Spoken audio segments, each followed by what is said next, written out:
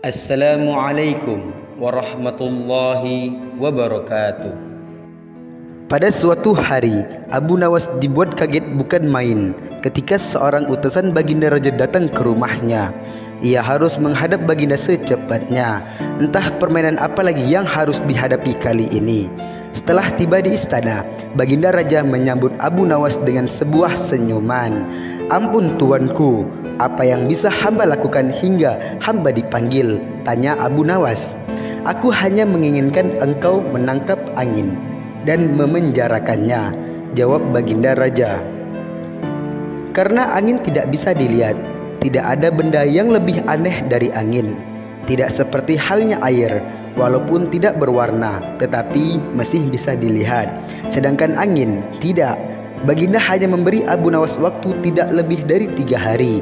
Abu Nawas pulang membawa pekerjaan rumah dari Baginda Raja.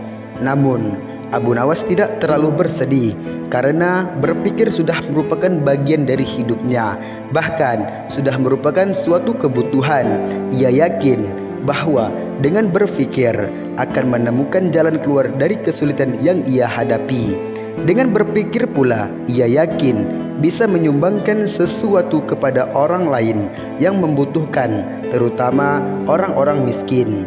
Ya, Abu Nawas memang kerap menghadapkan sepundih penuh uang emas hadiah dari Baginda Raja atas kecerdikannya.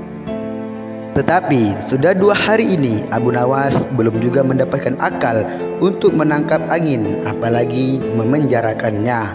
Sedangkan besok adalah hari terakhir yang telah ditetapkan Baginda Raja. Abu Nawas hampir putus asa. Abu Nawas benar-benar tidak bisa tidur walau hanya sekejap. Mungkin sudah takdir, kali ini Abu Nawas harus menjalani hukuman karena gagal melaksanakan perintah Baginda. Ia pun berjalan gontai menuju istana. Di tengah-tengah kepasrahannya kepada takdir, ia teringat sesuatu, yaitu Aladin dan lampu wasiatnya. Bukankah jin itu tidak terlihat? Abu Nawas bertanya pada diri sendiri.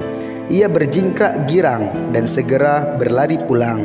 Sesampainya di rumah, ia secepat mungkin menyiapkan segala sesuatunya, kemudian menuju istana.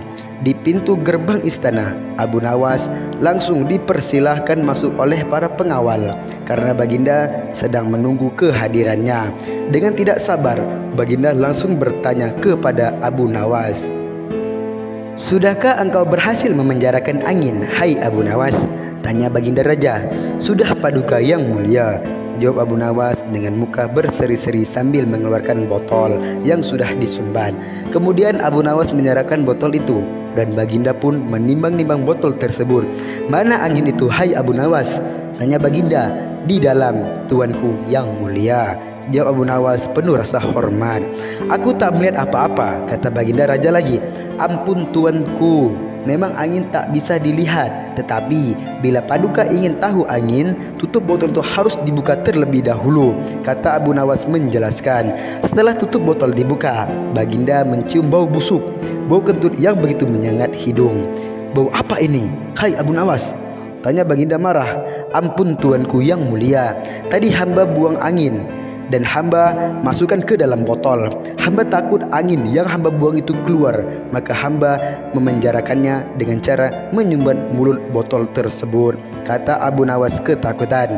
Mendengar penjelasan Abu Nawas, Baginda Raja pun tidak jadi marah karena penjelasannya memang masuk akal. "Kau memang pintar, Abu Nawas," puji Baginda Raja. "Baginda," panggil Abu Nawas. "Ya Abu Nawas," sahut Baginda Raja.